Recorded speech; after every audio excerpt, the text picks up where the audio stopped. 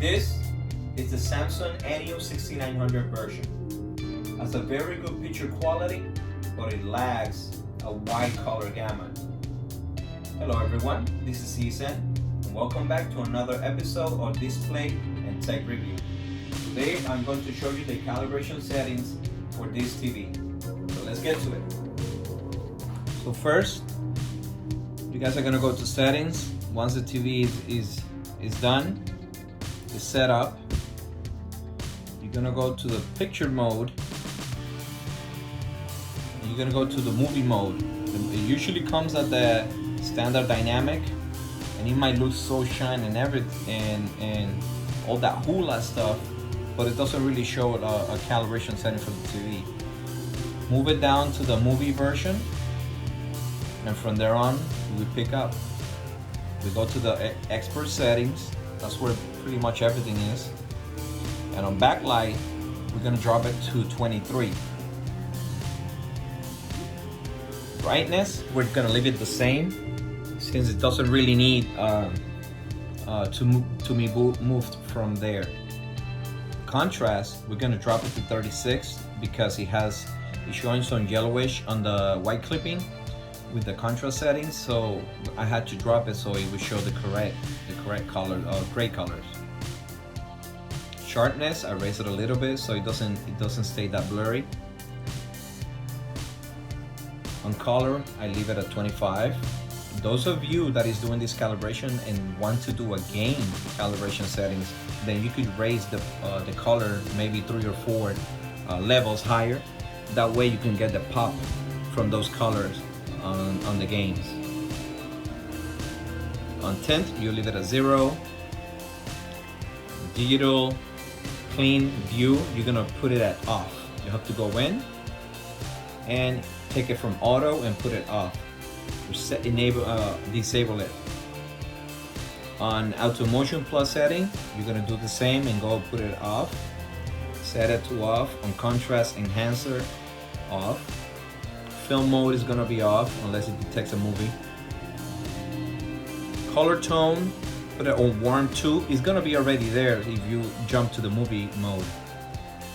On gamma, you're gonna choose automatically it's gonna be on 1886, BT1886. Leave it at 0, don't change it, it doesn't need to be changed. RGB mode, this is whenever you're gonna do calibrations, since I already did it. We're gonna go straight to the color space settings. On the color space settings, actually, with all due respect, there's nothing that you need to do on the color space settings, since they don't really make any changes to the TV, since Samsung's is not that good on the color management system. So it's my bad. You actually go to the white balance, and then on the 2-point balance, on red gain, we're gonna leave it at 0. On green gain is going to be 0. On blue gain, you're gonna raise it to 12. And then on offset, red offset, you're gonna raise it to 3. And then green offset and blue offset is gonna be 0. That's on the 2-point calibration. Then on the 10-point settings,